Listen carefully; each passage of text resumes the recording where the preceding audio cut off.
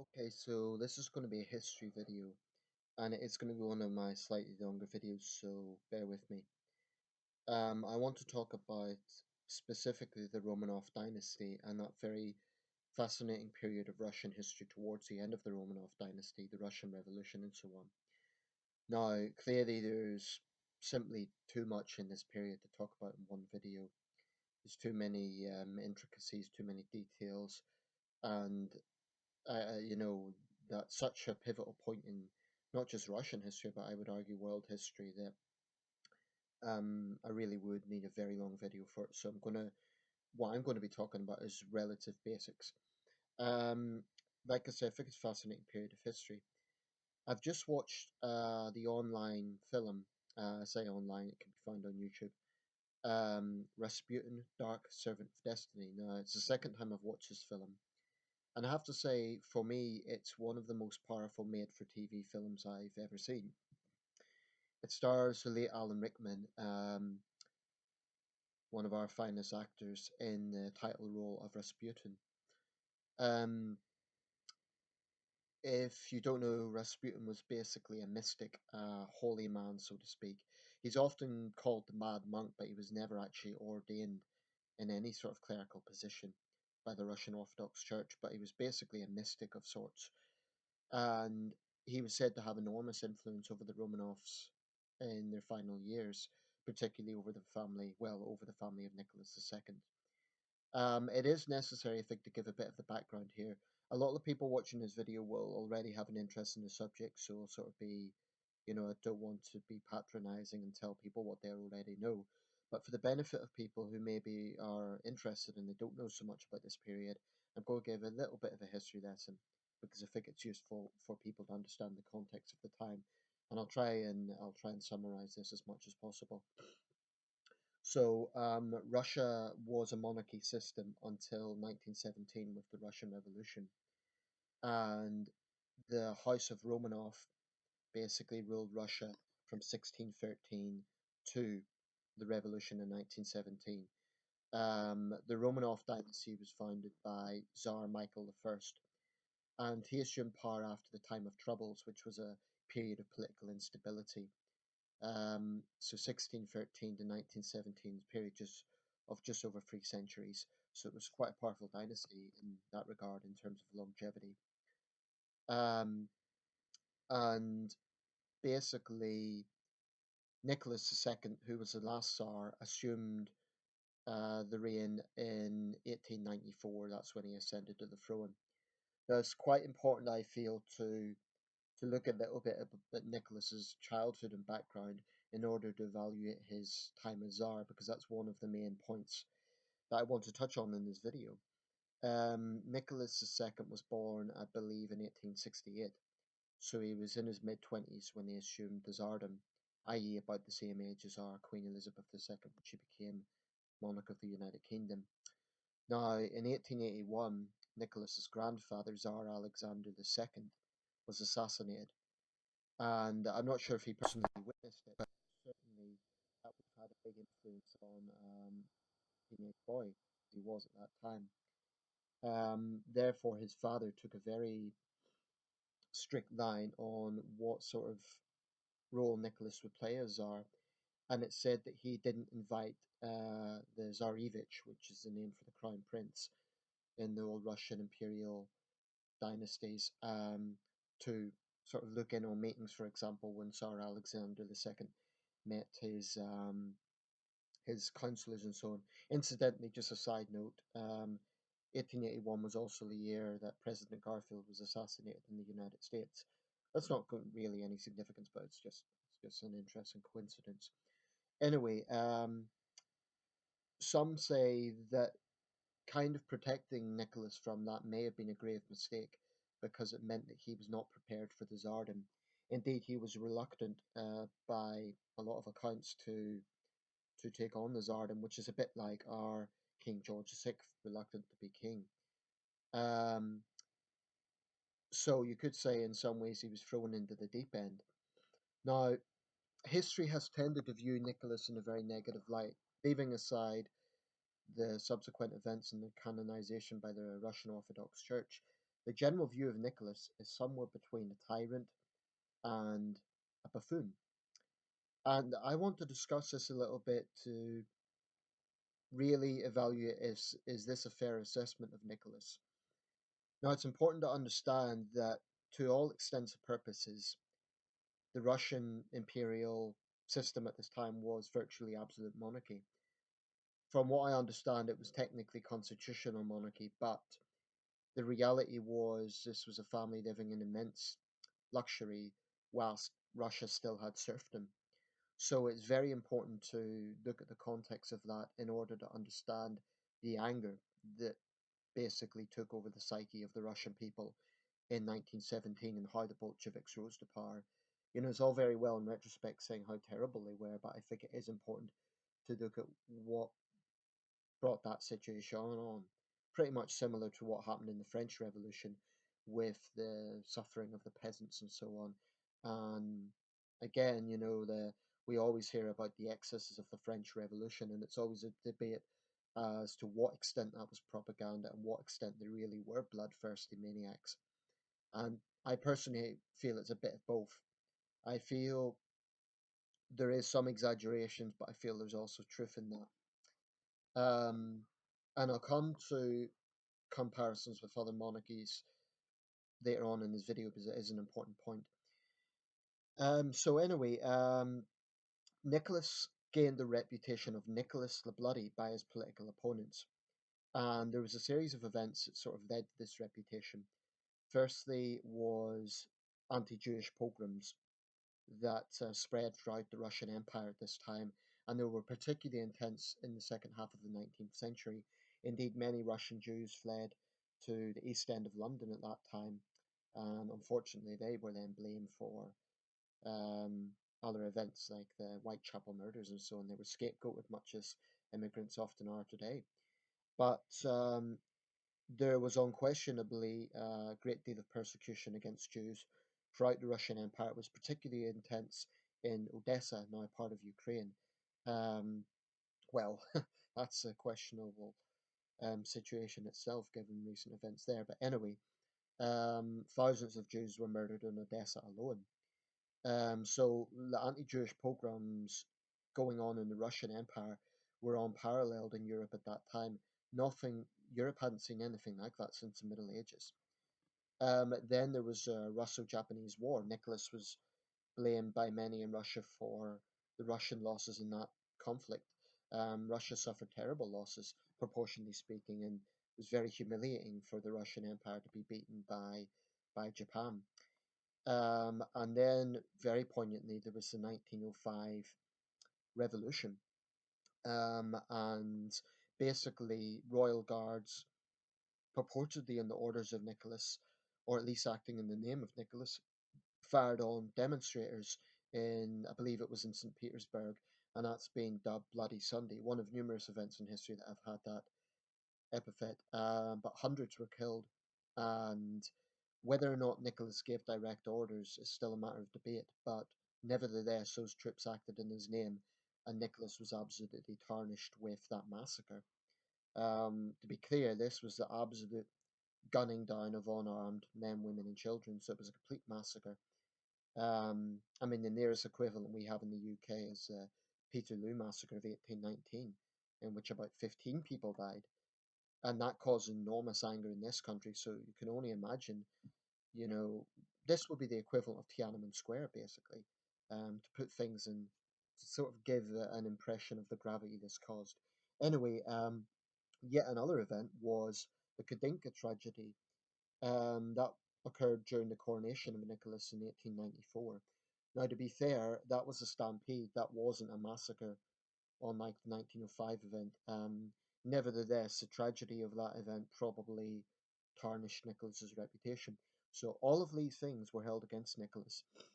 Plus the fact, like I say, there were millions of Russians living in abject poverty whilst the Romanovs lived in relative splendor. And I would say, just a historical note here, and perhaps I'm being a bit political with this, but I think, you know, it's related to the subject. If we look at modern day Thailand, Thai royalists need to take that into account. Um, the poor in Thailand, especially in the north, look at the Thai royal family in more or less the same way that Russian revolutionaries at that time looked at the Romanovs. So that's all I'm saying. People need to learn from history. Um, because the Thai royal family is immensely wealthy, far wealthier than our royal family. But anyway, there's I don't want to detract too much. I'm just making historical footnotes here that are relevant, I think, still to the question of monarchy today. Anyway, all of these things really set an immediate negative perception of the Romanov dynasty. Now, when this mystic Rasputin was kind of employed by the family to look after the young son Tsarevich Alexei, who suffered from hemophilia, that is, when blood doesn't clot, very deadly disease. Um, then rumors began to circulate around St. Petersburg that he had undue influence on the royal family. Now, one of the great questions of history is to what extent was Rasputin really powerful, and to what extent was it exaggeration? I again think it is one of these things that is a bit of both. Um, I certainly don't believe the extreme sort of urban legends about Rasputin that he had extreme magic powers and could do all sorts of things. But nevertheless, there's a lot of things that are unexplained to this day in terms of Rasputin the man. And definitely some of the first-hand accounts that he had hypnotic eyes. If you look at the photographs of him, you could definitely believe that. And he had very, very intense eyes. But there's a lot of other things about Rasputin. Like I said, one of the mystery or one of the misconceptions actually about him was he was a monk. He was actually never ordained. Um, Alan Rickman, by the way, was superb at the role. But basically, what happened was, like I say, all these rumors began swirling around the influence that Rasputin had, especially on the Tsaritsa, Alexandra. And it said that Rasputin was behind the supposed tyranny of the Romanov dynasty because he persuaded the Romanovs to act with zeal against the revolutionaries. So that led to advisors of Nicholas and some of his inner circle really, really fearing Rasputin and feeling that he would be their downfall. It is said that it took many gunshots to kill him, as well as poison, arsenic, also, excuse me, cyanide. Um, I do think that Rasputin probably, I mean, if we look today in India, there's certain holy men and shamans that can do incredible feats. For example, stand on a single leg for years on end and so on. This isn't this isn't entirely exaggerated. I do think there is a certain type of adrenaline, or how can I say, there is a phenomenon with religious zeal that I really do think can have an influence on human extremities, so to speak. Having said that, I do think definitely his enemies would have exaggerated some of it. I mean, if you believe all the stories, then Rasputin basically slept with the Tsarina and he commanded everything that happened in the royal family. I think that's an exaggeration, but definitely, Rasputin is a fascinating figure, and I think he definitely had some influence in the royal family that went well beyond any old advisor. Um, there is an urban legend too that he cursed the Romanovs when they kind of when their advisors took a hard line on him, and he prophesied that they would be dead within 2 years. Well, that certainly happened. Um, so that's Rasputin. Now, to focus on the family themselves, this film shows the assassination scene, and like I say, it is a very powerful scene for a TV film. It is very, very powerfully done. I'm going to show you some sources that I have. I haven't started reading this yet, but Ekaterinburg by Helen Rappaport. It's a critically acclaimed book, much research. Basically, what happened was after Rasputin was killed, there was, of course, the Russian Revolution. They forced Nicholas to abdicate, and this was enormously humiliating, but it was also unparalleled um, in terms of the sheer humiliation that the Romanovs are put under. You can imagine having this immense privilege and, living life with balls and all the trappings of imperial life, and then basically in the film, and I don't know if this is true or not, but in the film it depicts Bolshevik troops basically going around the palace with cigarettes and just lounging around and humiliating Nicholas. And um, the nearest equivalent we would have in the UK is, I guess, some of the, when Charles I was held by the parliamentarians, that would be the nearest equivalent. Um, but anyway, to get back to the history of this, they were then basically sent into a sort of exile away from St. Petersburg, and they eventually ended up in a place called the Apatiev House. Now, it's important to note that history is written by the victors, and I think some of the stereotypes about the Romanovs, that they just lived a life of luxury whilst their people suffered, is somewhat unfair. During the First World War, that was a conflict that immensely impacted every royal family in Europe, including our royal family. Our king at the time was George V, and this is significant. Um, in 1917, he had to change the name of the royal family from the House of Saxe-Coburg-Gotha to the House of Windsor. It was a Germanic sounding name, indeed, it was a German royal family. And George, very wisely, was concerned that this would lead to a socialist revolution in Britain, because every country in Europe suffered enormous losses in the First World War, and also civilian losses. In the case of Britain, there was Zeppelin raids in London, so George understandably feared that people would see him as too German. So there was fears all over Europe. Now, in 1917, when German and Russian troops, despite being enemies, began to find common ground and rise up against their generals, there was really understandable reasons behind this. The Eastern Front saw enormous fatalities. Russia alone lost somewhere in the region of 3.5 million men, probably more. And the regular troops began to think, we're dying by the tens of thousands here for imperial families who live a life unimaginable to our own lives. So that's why those sort of sentiments really did take hold. And it's all very well to denounce the Bolsheviks, but I think it's very important to understand why this took hold. Anyway, one thing that's important to note, that George V and Nicholas II were cousins. Queen Victoria was known as the grandmother of Europe because her extended family literally spread all over Europe. In fact, unless I'm mistaken, Nicholas II, George V, and Kaiser Wilhelm II of Germany were all pallbearers at Queen Victoria's funeral, and that's incredible if it's true. Well, he's certainly present at her funeral. Now I'm going to show you something which is very interesting. This is a coronation mug, or a jubilee mug, I should say, from the reign of King George V. I'm being quite careful with this because it's 81 years old.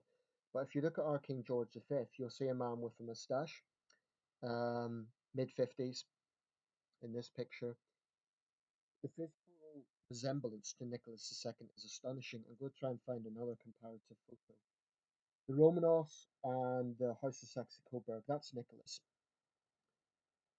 You can see there. We'll try and get a comparative photo, but the visible similarities between Nicholas and his cousin were incredible. To a lesser extent, Wilhelm II. Here we go. This photograph is astonishing. That's Nicholas. That's George. So Nicholas slightly taller, maybe slightly thinner, but otherwise those two men could be brothers, and they were indeed cousins, known as the handsome twins. Now, one aspect of history that's always been controversial among Russian royalists is that when the Romanovs fell and when they were assassinated, which I'm going to come to in a minute, our royal family didn't give them shelter.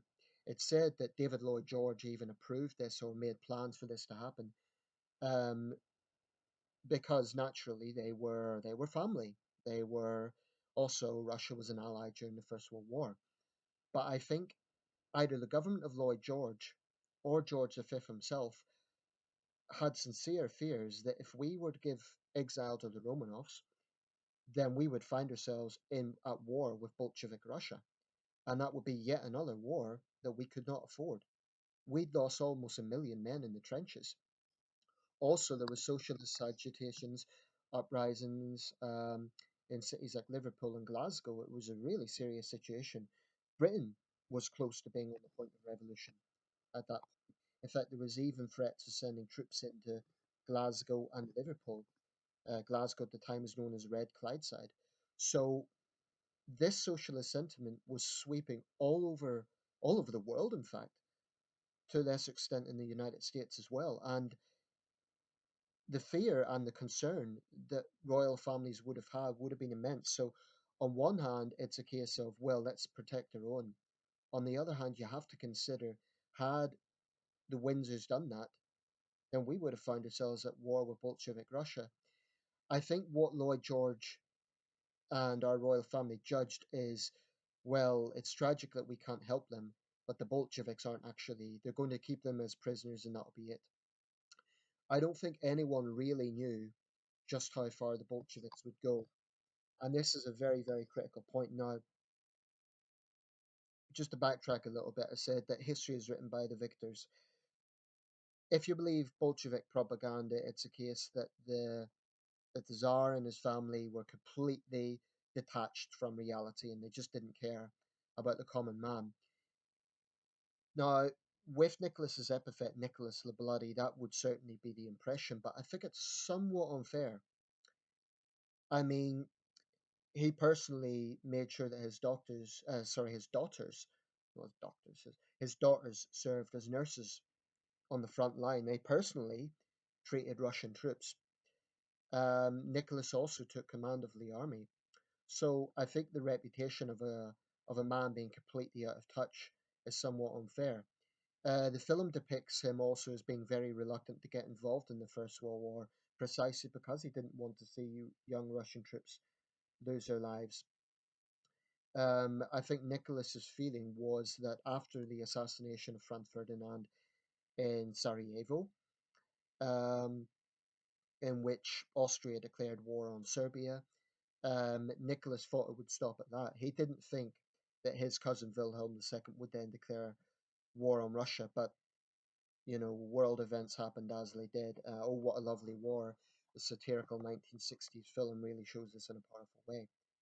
So it's almost like the domino effect of history was beyond individuals' control. Um, Although that's still a matter of debate. But anyway, um, that's what happened. His daughters actually, his youngest daughters were too young to be nurses, but his oldest daughters served as nurses on the front line. In fact, I have a picture of it. This isn't just Romanov propaganda. They really did.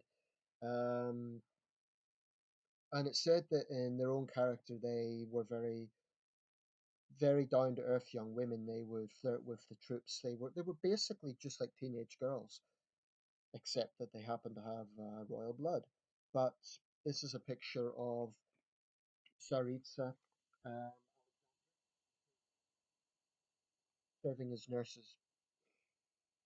So the idea that the royal family was completely out of touch, I think, is somewhat unfair. Um, anyway, that wasn't enough for the Bolsheviks. After the Romanovs collapsed in 1917. They were sent to a place called the Ipatiev House, which was sort of a timber merchant's house in the city of Ekaterinburg, also spelt Ekaterinburg.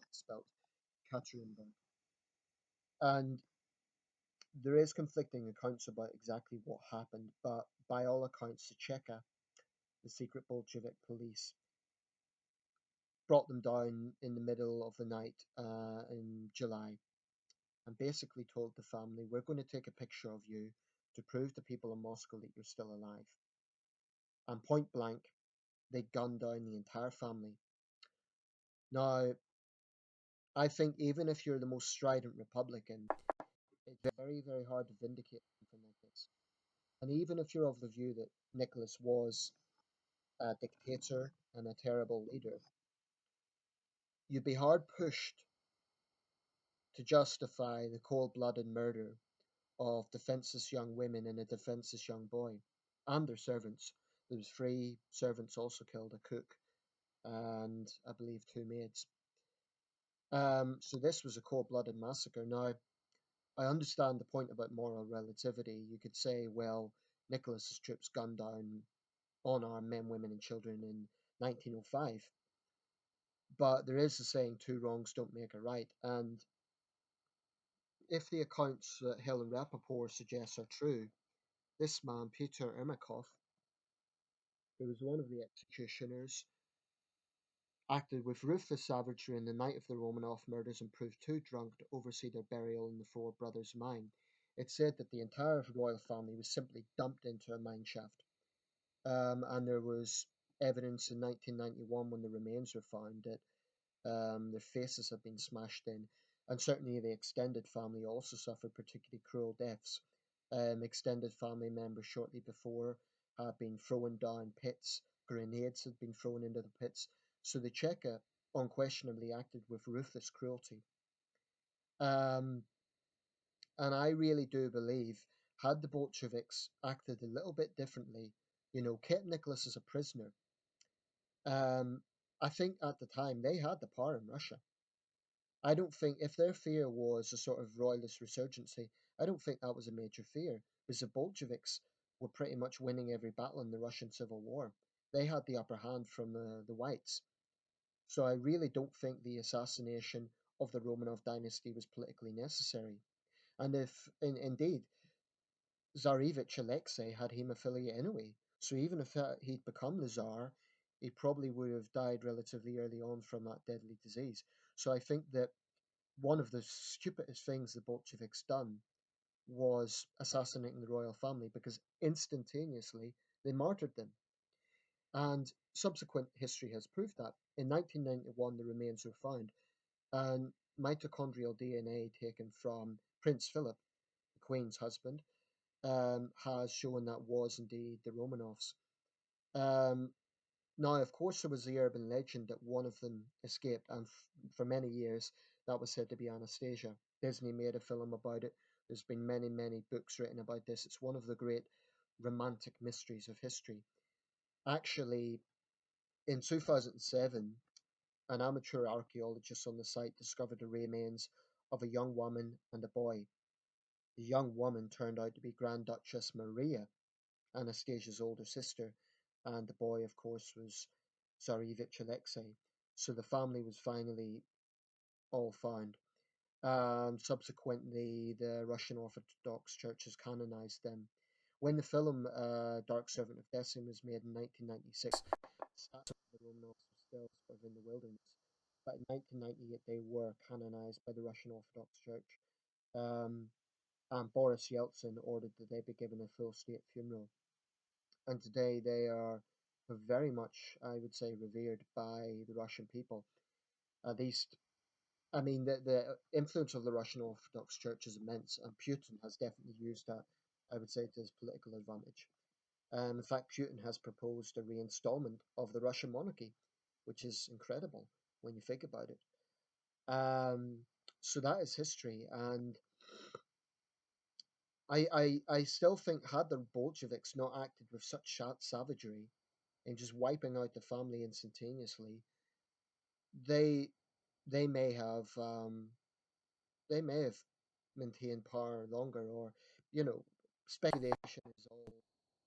I don't think we can really speculate too much in history, but the impact that this must have had to have an entire royal family wiped out, I can't think of any other precedent in history. Only one other example, that is 2001, when the Crown Prince of Nepal wiped out his entire family in a drunken rampage. Although conspiracy theorists in Nepal say that that was government orchestrated, it still remains a mystery. That's the only other example in history that's comparable to the Romanovs. And of course, Nepal, with all due respect, is not as politically influential as Russia is on the world stage. So this was an incredible event. In Europe, we have had situations of monarchs being killed by their own people. King Charles I in England and Louis XIV in France, um, Marie Antoinette. But to have an entire royal family in one room wiped out, that's unparalleled. And in the case of Nepal, that was also another family member. It wasn't, if the official version is to be believed. Now, all of these things really do need to be taken into account, I think, when we consider the Russian psyche on this and why the Romanovs are venerated today. It's also worth bearing in mind that whatever moral wrongs you can find from the Tsar era, and I'm absolutely adamant that the Tsars had blood on their hands. I'm not disputing that for a second. But you have to weigh it up as to the sheer millions killed under Soviet communism. You know, in a space of about 70 years, they killed literally tens of millions of people. And the central argument about communism, that it was defending the common man from privilege, that doesn't explain the fact that many ordinary Russians were ruthlessly sent to the gulags. Many Russians who've fought bravely in the Second World War later found themselves and their families exiled to Siberia from being political enemies of Stalin. So the Bolsheviks and the Soviet Union really has no moral high ground over the Tsars at all. I'm no fan of absolute monarchy, but when you look at both examples, I mean, needless to say, Russian history at this time was tragic. In the early half of the 20th century, in a space of 10 years, you had millions of troops killed in the First World War. You had the entire royal family wiped out. You had the Russian Civil War, the Russian revolutions, the Civil War, which was one of the most devastating wars in history, and the Great Russian Famine of 1921, which up to 5 million people perished. So this was really a chaotic time. And then, of course, the beginning of the gulags and the Stalinist purges. So Russia's modern history, I think, can be summed up as very tragic. And for those of us who are critical of Russian foreign policy, and I am, I think it is important to bear in mind just how much Russia has suffered internally. And when a nation suffers like that, I think China is very comparable. Then there is a lot of pride at stake. Although, having said that, the Chinese revolutionaries took a slightly different approach because Emperor Pu Yi, the last emperor, he died of natural causes. He was put into exile, but he died of natural causes. So the difference in China was they didn't, the revolutionaries after 1911 didn't just execute Pu Yi on the spot the way they done with the Romanovs. Um, he was basically just sent into exile, and the film The Last Emperor shows this. So anyway, I'm going to round this up. I know this is a lengthy video.